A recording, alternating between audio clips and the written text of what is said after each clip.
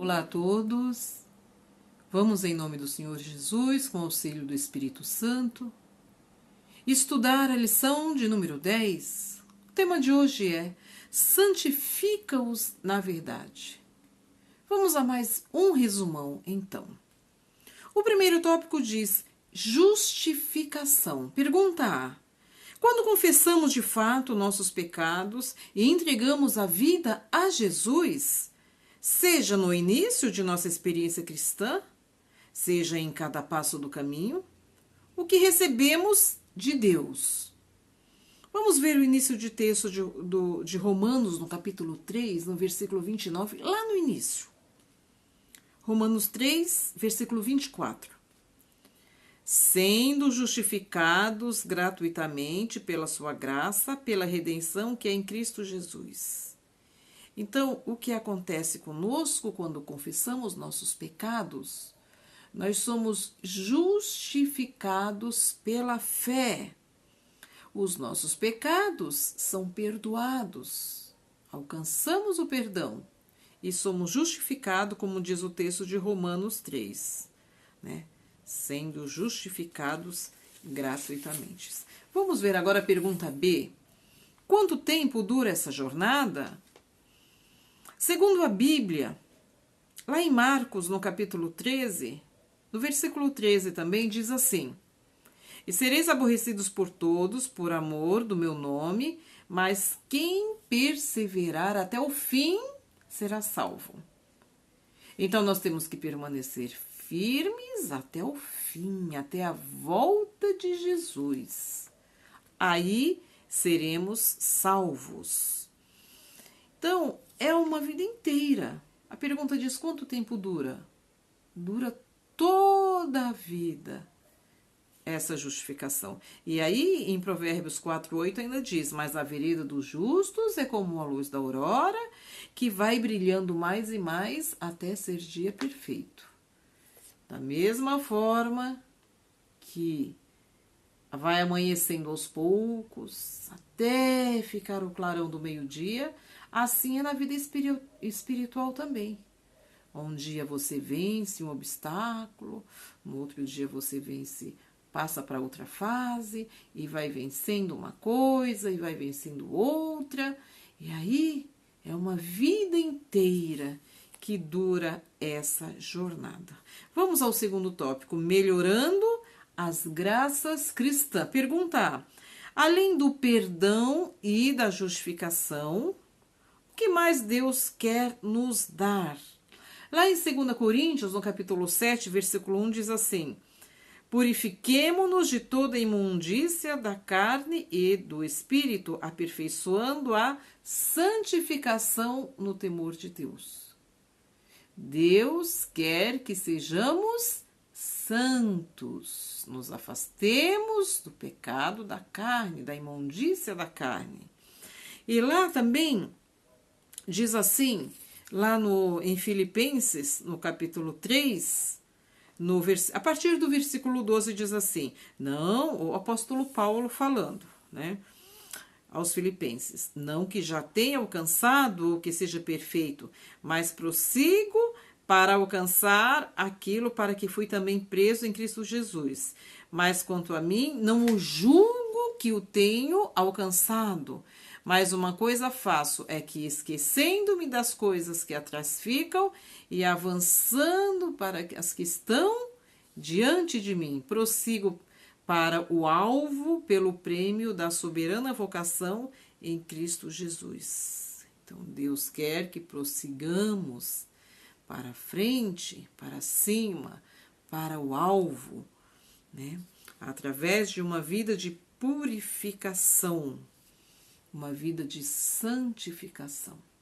E somente Cristo pode nos santificar, através da graça de Cristo. A graça de Cristo nos purifica e nos santifica.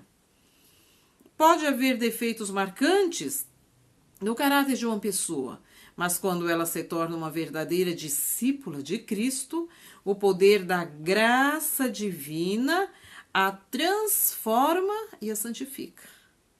Então a pergunta diz: o que mais Cristo quer nos dar? quer nos dar uma vida nova, né? Uma vida nova de transformação, de santificação. Cristo quer nos dar o perdão, Deus quer nos dar o perdão através da graça de Cristo. Pergunta B. Quais são alguns dos passos rumo ao aprimoramento das graças cristãs de que precisamos no caminho para o reino? Alguns passos, vamos ver. 2 Pedro 1, a partir do versículo 5.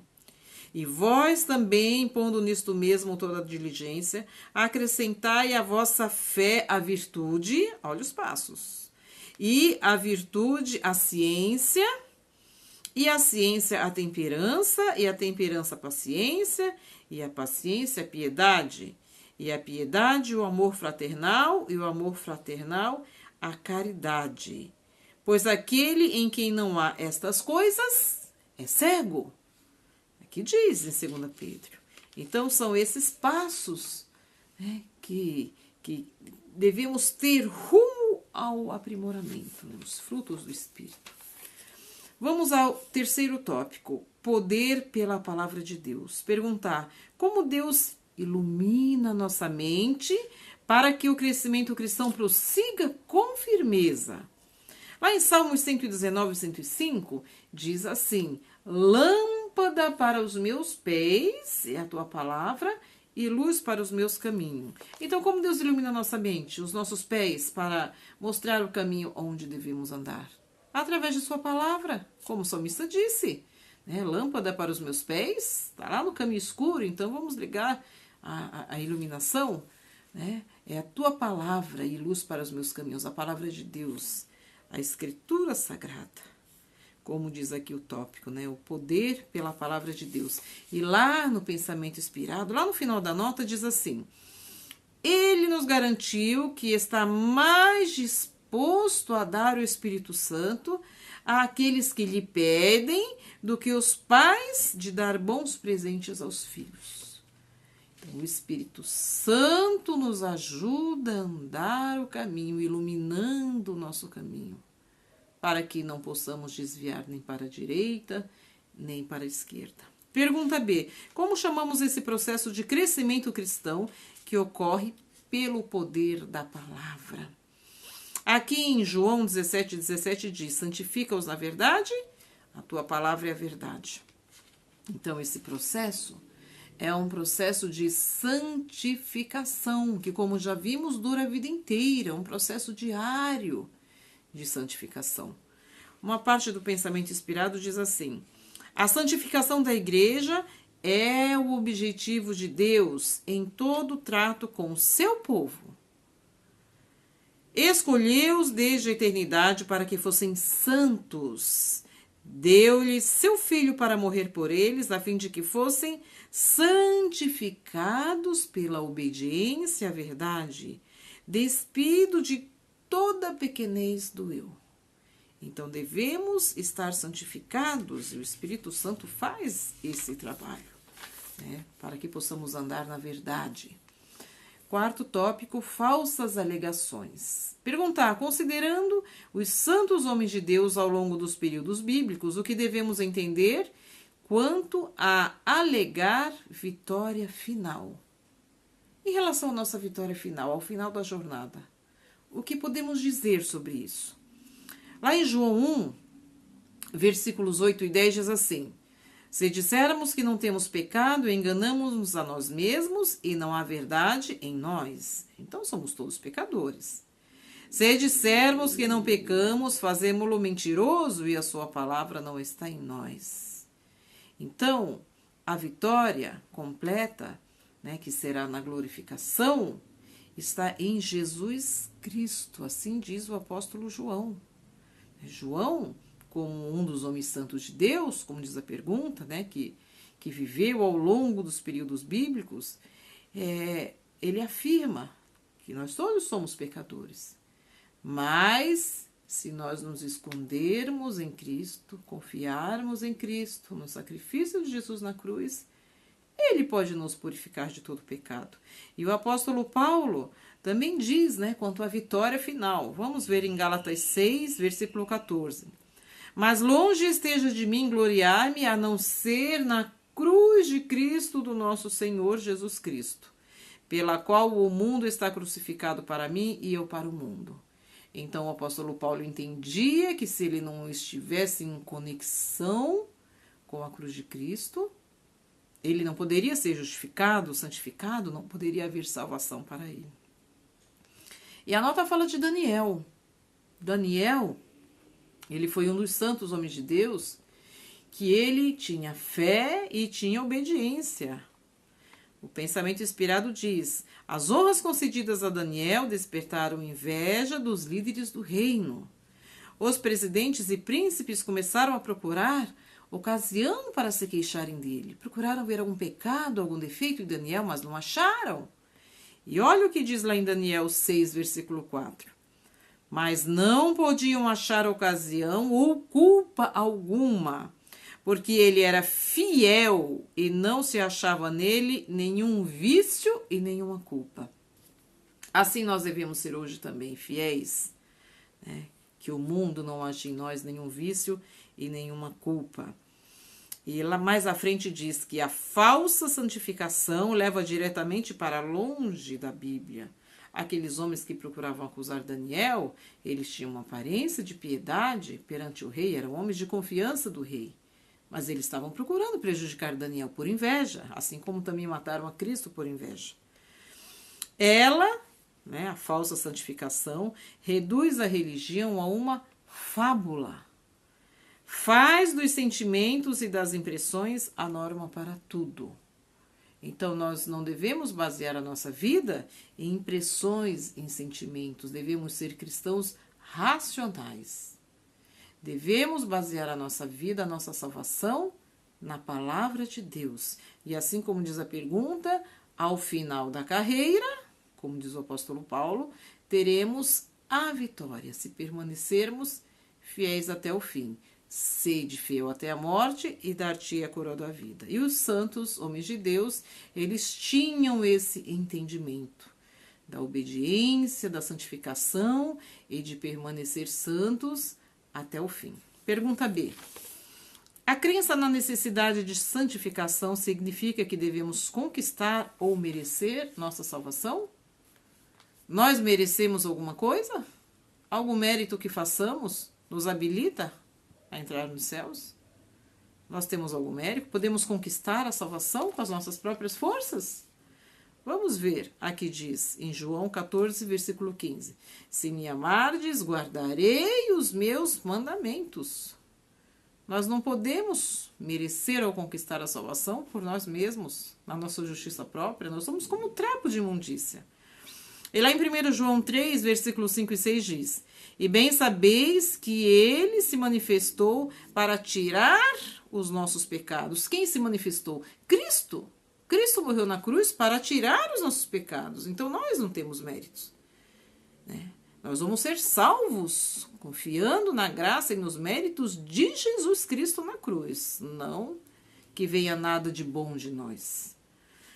E parte do pensamento inspirado diz: nenhum homem importante ou humilde, perito ou inexperiente, pode manter com firmeza uma vida pura e vigorosa perante seus semelhantes, a menos que sua vida esteja escondida com Cristo em Deus.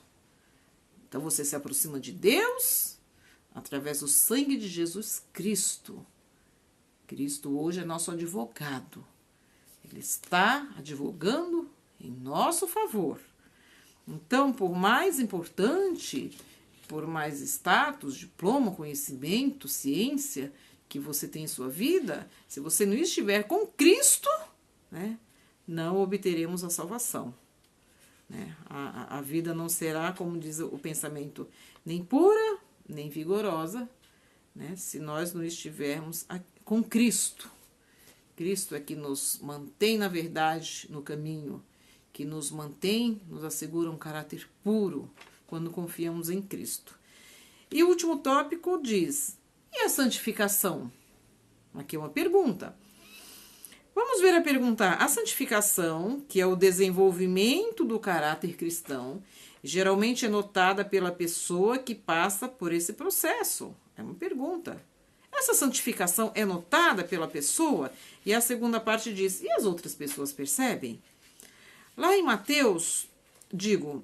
lá em Marcos, capítulo 4, a partir do versículo 26, diz assim: Ele prosseguiu dizendo: O reino de Deus é semelhante a um homem que lança sua semente sobre a terra. Noite e dia, quer ele durma ou quer ele se levante, a semente germina e cresce. Olha essa parte. Embora ele não saiba como. Então aqui responde, aqui parte da pergunta, é notada pela própria pessoa? A nossa vida vai sendo transformada e a gente não sabe como. Por quê? Porque é um poder sobrenatural que vem de cima que transforma a nossa vida. Né? E o pensamento inspirado ainda diz, né? E a segunda parte diz, e as outras pessoas percebem? Vamos ver. A influência inconsciente e não intencional, isso aqui é uma prova, inconsciente, não é intencional, a pessoa não percebe, a pessoa vai mudando, não gosto mais disso, não gosto mais daquilo, aquelas coisas que não agradam a Deus, a pessoa vai desgostando. E é uma coisa natural, é um poder transformador natural, né, inconsciente. Então, a influência inconsciente e não intencional de uma vida santa é o mais convincente sermão que pode ser pregado em favor do cristianismo. Então, as pessoas percebem. É um sermão, é o mais poderoso sermão. É um sermão sem palavras. Através de uma vida piedosa, né, uma vida santa, as outras pessoas observam. Olha, aquela pessoa é diferente. Ela fala diferente. Às vezes a gente nem percebe direito, porque às vezes se torna tão natural em nossa vida, o Espírito Santo quando habita conosco, se torna tão natural a mudança, mas as outras pessoas observam. Elas percebem essa mudança. Vamos à última pergunta, a pergunta B. O que revela que esse crescimento é contínuo e que nunca ficam satisfeitos com o nosso progresso e conquistas? Vamos ver. O texto de 1 Coríntios 15, 31, onde afirma o seguinte: Eu protesto que cada dia morro gloriando-me em vós, irmãos, por Cristo Jesus nosso Senhor. Aqui o apóstolo Paulo diz aos coríntios que cada dia ele morria um pouco, mas morria para quem? Para o mundo. Se cada dia ele morria para o mundo, cada dia ele se aproximava mais de Deus. Cada dia ele subia um degrau a mais na escada da perfeição. Então, isso revela que é um crescimento diário, contínuo e que dura uma vida inteira. Né? E a parte do pensamento inspirado diz que a santificação não é uma obra de um momento, de uma hora ou de um dia, mas de uma vida inteira. Esse pensamento está inspirado no livro Atos dos Apóstolos, páginas 560 e 561. Que o Espírito Santo possa permanecer com todos, para que possamos entender qual seja a boa, agradável e perfeita a vontade de Deus em Cristo Jesus. Amém.